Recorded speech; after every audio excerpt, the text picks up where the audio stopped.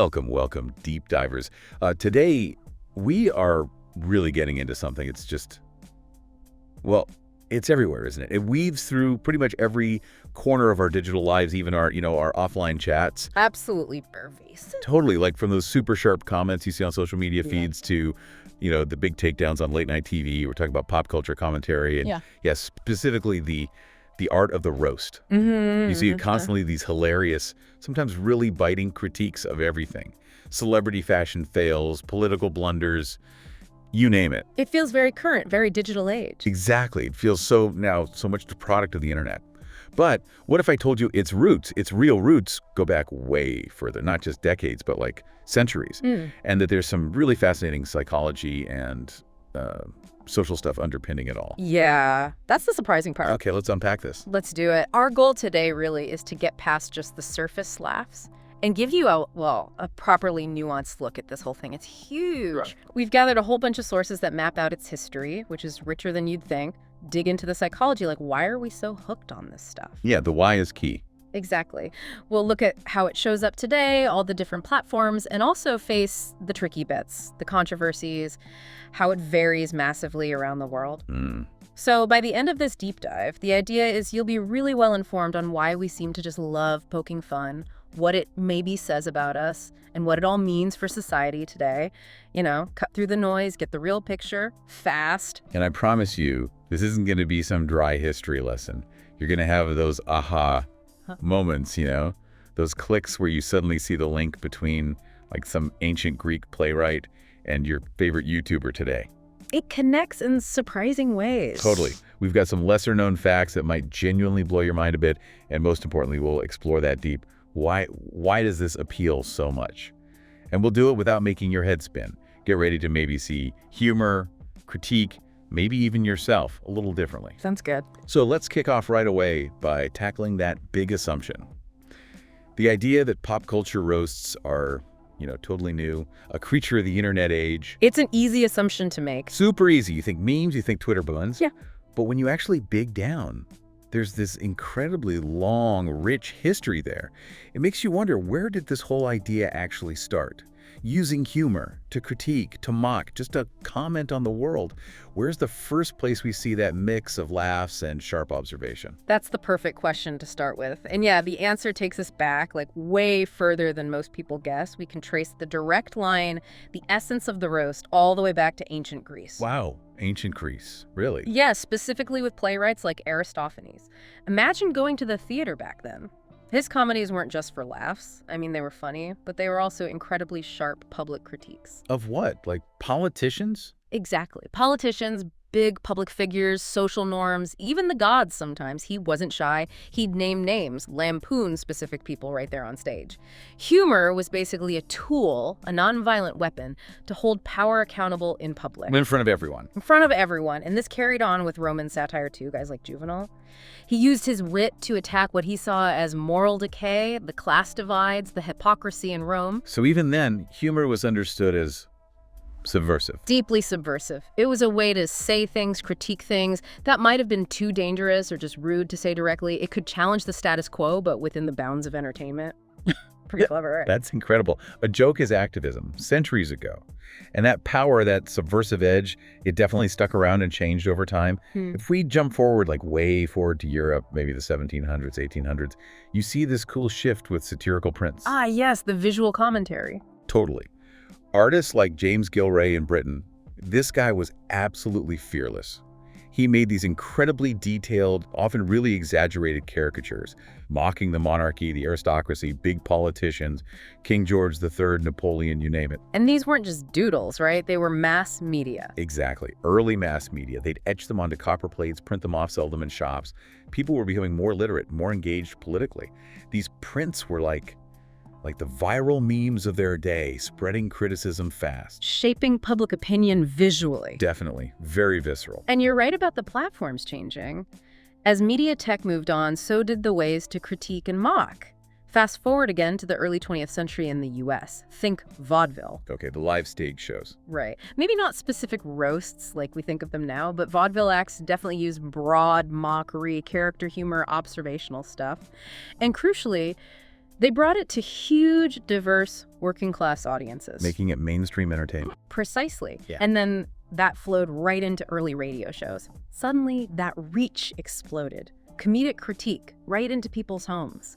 A direct line from the performer to the listener, building that connection. That feels like a really important step towards, the commentators we follow today, that direct link. It absolutely laid the groundwork for that intimate relationship audiences feel. And then, obviously, the big one, television. That just changed the whole game for satire, didn't it? Yeah. I think for a lot of us, the 1970s and 80s feel like a massive turning point. Definitely a pivotal era. You had shows like Saturday Night Live over here, and not the 9 o'clock news in the UK. They weren't just doing jokes. They were pioneering televised sketch satire. In a totally new way. Yeah.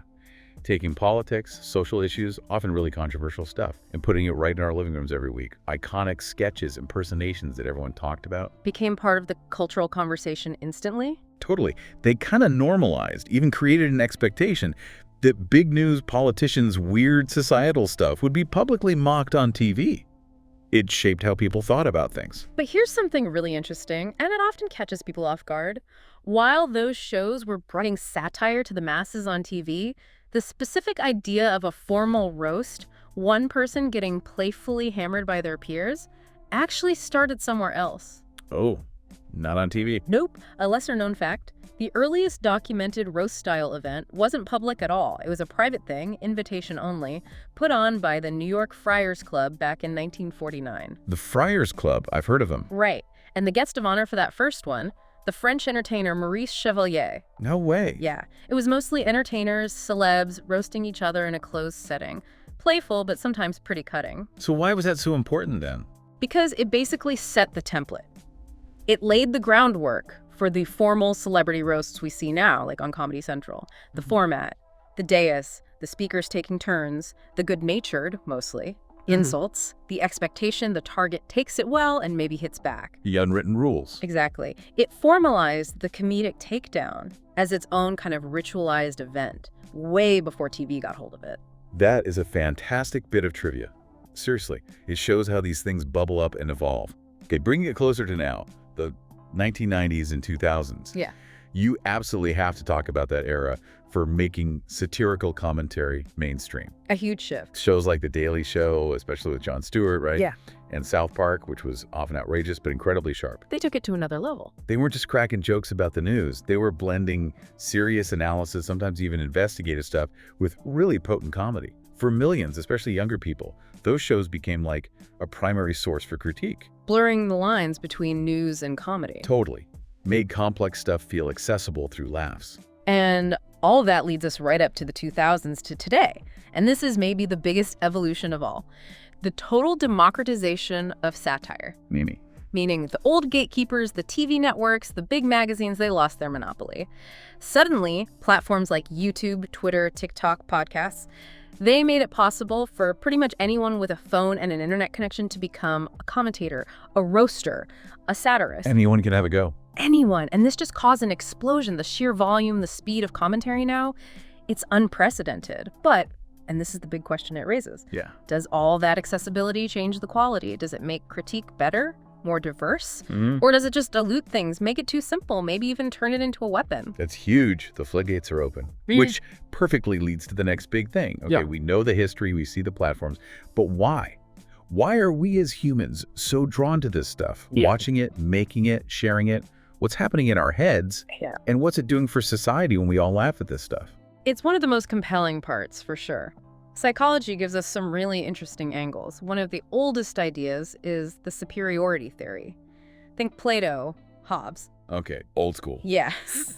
The basic idea is we laugh when we suddenly feel superior to whatever we're laughing at. Ooh, okay, so in a roast. We might feel smarter or more sensible or maybe morally better than the person being roasted, especially if it's some big shot someone put on a pedestal and suddenly their flaws or silliness are exposed. It's like this quick internal boost for us. A little ego trip. Kind of, like, they're not so perfect after all.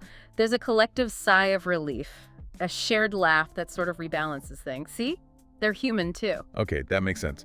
What else? And then there's relief theory, which you often hear linked with Freud. Ah, Frey. Right. This suggests laughter is mainly a release valve. for nervous energy, pent-up tension, maybe feelings we're not supposed to express, taboo stuff. How does that fit with roasts? Roasts are perfect for this. They often hit on things we usually avoid in polite company, someone's vanity, a politician's hypocrisy, some awkward truth everyone knows but doesn't say. The humor makes it okay, even encouraged, to bring it out in the open. So it's cathartic, like letting off steam. Exactly, a collective, phew, someone finally said it kind of release. Okay, 2 big theories. Is there more? One more key one is cognitive dissonance reduction. This is about how our brains handle contradictions. Like when a celebrity has this squeaky clean image, right, and then suddenly they're caught in some huge scandal, there's a clash between the image and the reality. It feels weird, uncomfortable. It's like it's mental static. Exactly. Cognitive dissonance. Humor, especially a sharp roast or clever commentary, helps us bridge that gap. We laugh at the absurdity, the hypocrisy, the fall from grace, and laughing helps reduce that mental discomfort. It's our brain's way of processing the contradiction by sort of reframing it as funny. Wow. So laughter is like a mental processing tool for awkward truths. That's brilliant. Yeah. But okay, that's the individual brain. What about the bigger picture? The social side. What does all this roasting and commenting do for groups, for society? Sociologically, it has huge effects. One of the most immediate is in-group bonding. Me. When we're all watching the same commentary video or sharing a meme and laughing at the same ridiculous thing, a TikTok trend, a political gaffe, whatever, it creates this strong sense of shared understanding, community. Like being part of a club that gets it. Precisely. It's like an unspoken message. We see this the same way. We're in on this joke together. That shared laughter builds real connection and solidarity among people who appreciate that specific type of humor or critique. So it's not just laughing at something, it's laughing with your tribe. Powerful stuff. Hugely powerful. And that ties into another big impact, fostering critical media literacy. Well, commentary content, often by its very nature, pushes you to analyze stuff, to question trends, media stories, influencer performances, instead of just passively swallowing it all. You start picking it apart. Right. These channels often break down why something's weird or how a narrative got built or what the real motives might be behind some curated image. That's crucial today. With the sheer amount of information and misinformation flying around, it helps you develop a sharper eye. Become a more active viewer, not just passive. Exactly. And related to that is how satire can help deconstruct celebrity worship. Oh yeah, that can get intense. Especially for younger people growing up soaked in influencer culture, where figures get idealized, put on pedestals, sometimes in really unhealthy ways. Roasts and sharp commentary pull back the curtain. They show the flaws, the absurdity. They remind us these people are human, and maybe critique is needed. Brings them back down to earth. A reality check. A necessary reality check, often delivered with humor. It helps democratize how we see fame. It really does feel like that. All this reminds me of that great quote from Dr. Sophie Scott, the neuroscientist. She said, "Humor is our way of saying, this is ridiculous, but at least we're in on the joke." That just seems to capture so much of what we're talking about. What does that really mean to you, that specific phrase? Oh, it's perfect. It nails the dual function. First, it's acknowledging the absurdity, pointing out the ridiculousness, the illogical stuff in pop culture or politics, a shared, we see this. But the second part, at least we're in on the joke, that's about inclusion. Shared intelligence. It implies we get it. We're smart enough to see through the hype or the hypocrisy, and knowing others see it too creates this powerful bond. It lets us process the weird, frustrating stuff together. It's not just watching, it's participating in a shared understanding. We're in on the joke. Yeah. Yeah, that explains so much about why communities form around certain commentators, why things go viral. Okay, speaking of viral, let's pivot right to today. Pop culture commentary is... well, it's inescapable now, isn't it? Come on. Not just late-night TV anymore. It's woven into our daily digital lives. So what forms does it actually take now? And why is it so incredibly effective, so resonant right now? It's a really diverse ecosystem today. On YouTube, you've got massive channels, folks like Drew Gooden, ContraPoint, Sarah Z, Cody Ko, Curtis Connor. Yeah, I know some of those big followings. Huge. And they do everything from deep dive video essays, really well-researched stuff, to hilarious breakdowns of trends, critiques of dodgy online behavior, often long-form, nuanced, but funny. And then there's the other end of the spectrum. TikTok, absolutely. Short, sharp, rapid-fire videos. Perfect for instant satirical takes on cringe moments, fashion disasters, weird challenges, commentary in tiny, super shareable bursts. Made for short attention spans. Totally. And don't forget podcasts, shows like Normal Gossip, The Read, The Misfits. They offer this audio space for like unfiltered chats, roasting headlines, dissecting trends. It feels really intimate, like you're just listening to witty friends talk. Yeah, the audio format does create that feeling. And even traditional media is adapted. Look at John Oliver or Hassan Minhaj. They blend serious journalism, deep research with incredibly sharp comedy on TV. They bridge that gap, making complex political or social stuff engaging through humor. It really is everywhere. Which brings us back to, why does this work so well now? What is it about today's world?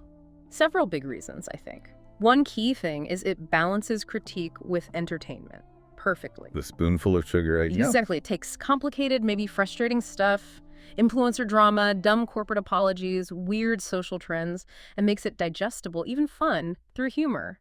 You're learning to think critically, but you're also being entertained. It slips past your defenses. Makes sense, and maybe related.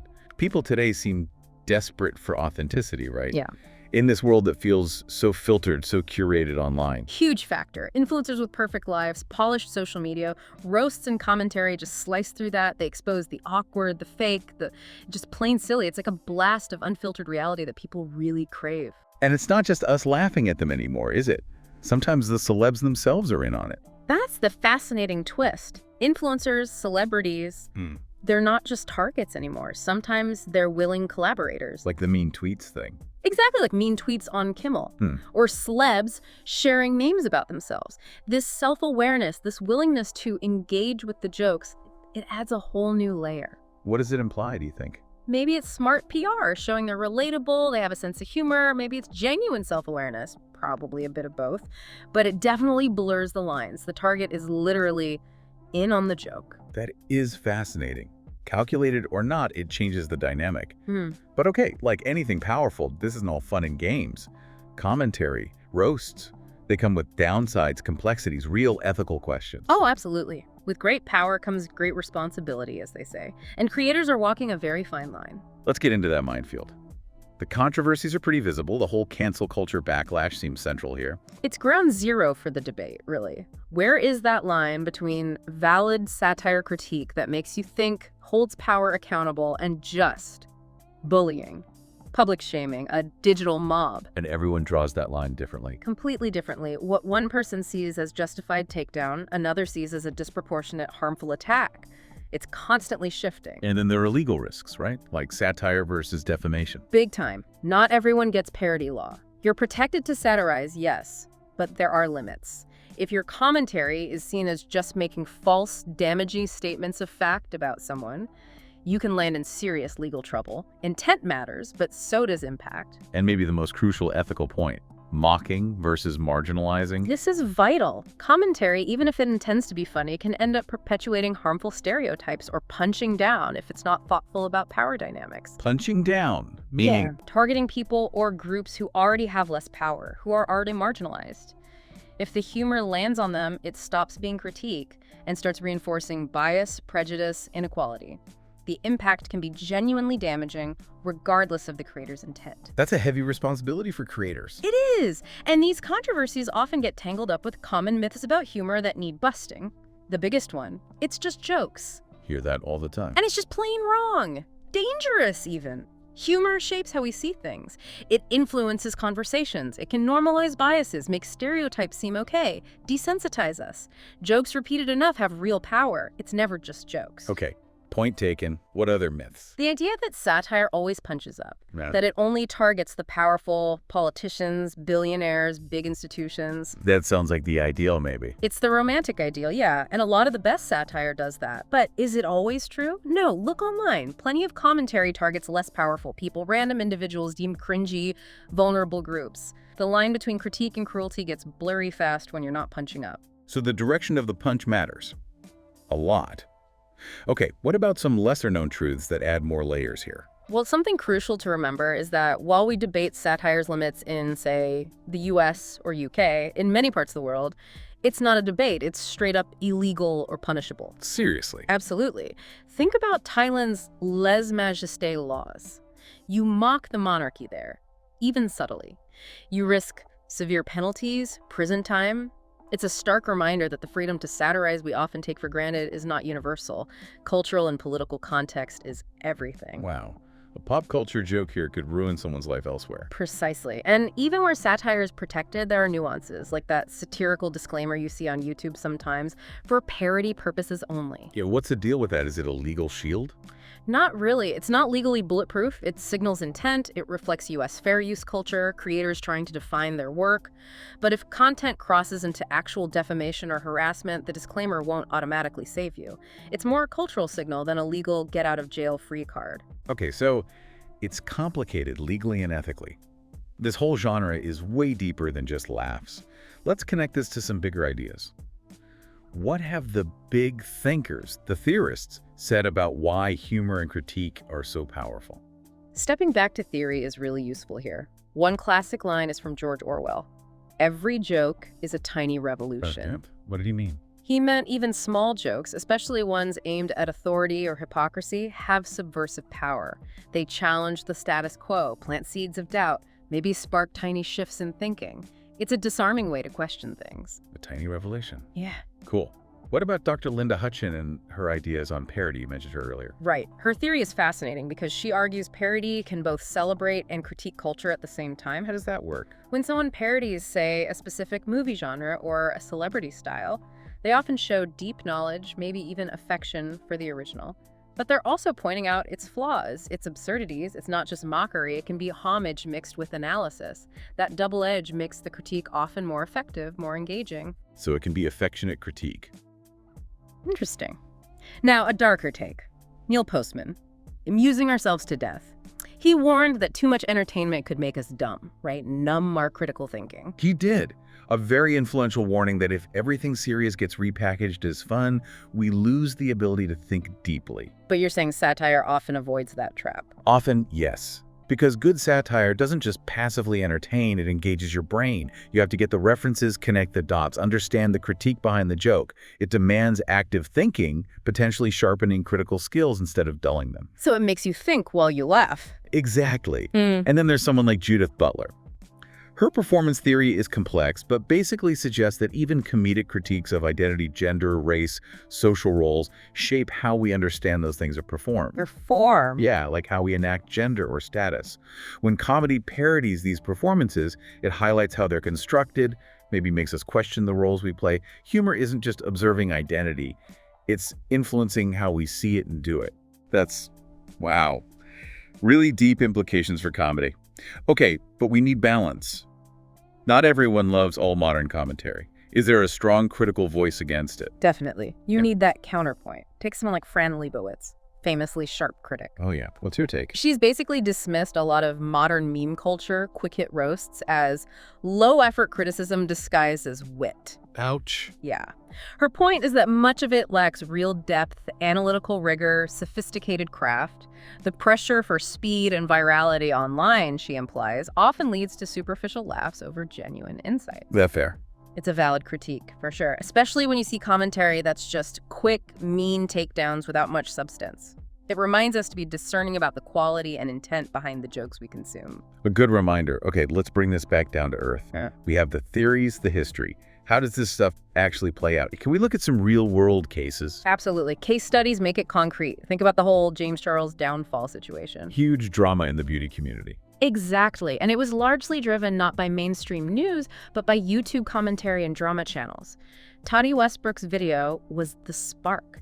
It showed the immense power of digital commentary to shape careers, call out behavior, shift public opinion almost overnight. Yeah, the impact was massive and fast. Then there's Kanye West, constantly roasted, constantly critiqued across all platforms. For years now. And the reactions are so divided. Some see it as vital accountability for his controversial actions and statements, a necessary check on his influence. Others see it as insensitive, especially given his documented mental health struggles.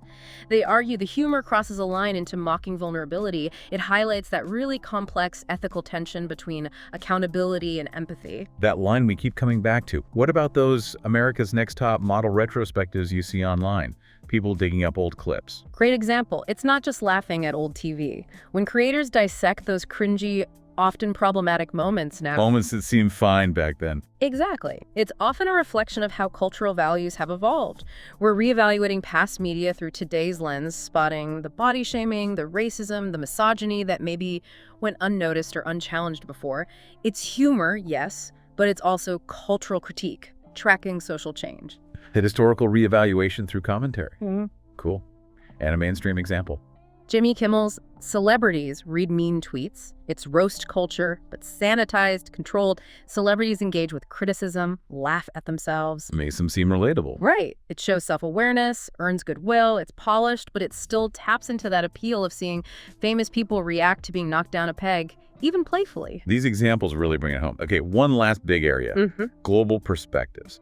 Does this stuff look the same everywhere? Is humor universal, or does culture change the game dramatically? Hugely different across cultures. The impulse to laugh might be universal, but what we laugh at, how, and the consequences vary massively. Give me some examples. Okay, the UK often emphasizes dry wit, sarcasm, understatement. Think mock the weak. Have I got news for you? Quick, sharp, often subtle wordplay. You have to be paying attention. Right, that classic British wit. How about the US? USA, generally more direct, performative, often louder. The Comedy Central roasts are iconic for being explicit, over-the-top, designed for big reactions, more confrontational. So different styles. What about Asia? Look at Japan. Satire there is often much more subtle. Variety shows lean towards absurdism, physical comedy, quirky characters, rather than direct personal mockery or critical roasts. Direct confrontation, causing loss of face, is generally avoided in mainstream stuff. The critique might be there, but it's often veiled. Interesting. And say India or Pakistan? Roast comedy, often inspired by Western stuff, is definitely rising there. Groups like AIB in India got huge, but it often clashes hard with conservative norms and censorship laws. Leads to trouble. Big trouble. Yeah. Cultural flashpoints, protests, legal action, even threats against comedians. It shows how humor can challenge deeply held beliefs, but also face serious backlash in certain contexts. Yeah, you mentioned that earlier. In some places, even pop culture jokes have massive political implications and real danger attached. It's not just fun and games everywhere. Not at all. Which brings us nicely to summing up. We've covered origins, psychology, modern forms, controversies, global differences. So what's the balanced view? What are the core strengths and weaknesses here? Okay, summarizing the strengths based on our chat. First, it genuinely encourages critical thinking, makes you question things. Yep. Second, it holds public figures accountable, especially when other media might not. Crucial function. Third, it builds digital literacy, teaches you how to analyze media, spot trends, see through the noise. Super important skill now. Invaluable. And finally, it offers emotional catharsis. That shared laugh helps us cope with a crazy world. Definitely. But we have to be just as clear about the weaknesses. Right. What are the big ones? One, it can easily fuel harassment.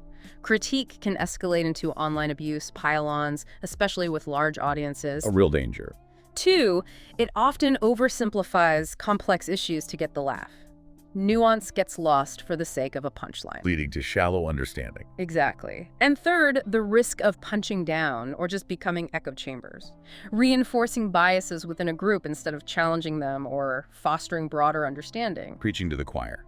Precisely. So putting it all together, the balanced view seems to be, well, that satirical commentary is probably at its best, its most powerful, when it truly questions power, not just mocks people for kicks. That feels right. And whether it helps or harms really depends on what? Yeah. The creator's intent, the platform it's on, the audience's ability to read it critically. It's that trifecta, absolutely. The creator's goal, the platform's norms, and the audience's savviness. It's a dynamic interplay, always shifting. So what's the final takeaway for listeners navigating all this? I think it's that in our noisy, curated world, commentary and roasts play a vital role. They cut through hype, speak truth with humor, challenge narratives. They make us think about pop culture, not just consume it. They critique power. And they remind us laughter isn't just fun, it's a tool for commentary, community, understanding. It helps us cope, connect, and think. Couldn't agree more. But as we've seen, with that influence comes huge responsibility. The future might depend on creators finding that balance, wit with wisdom, roasting with empathy, prioritizing insight over just chasing clicks. Well said. So as you go about your day, listening to commentators, scrolling feeds, sharing jokes, here's something to maybe chew on. In this age of digital irony, where everything can feel like just another performance, can satire still actually provoke real change? Or has it mostly become part of the algorithm circus, more about fleeting engagement than lasting impact? A big question. Keep that question in mind as you navigate the wild, complex, often hilarious world of pop culture commentary. Notice the different styles. Think about the intent. Consider the real impact. Thanks so much for joining us on this deep dive. We really hope you got some valuable insights today.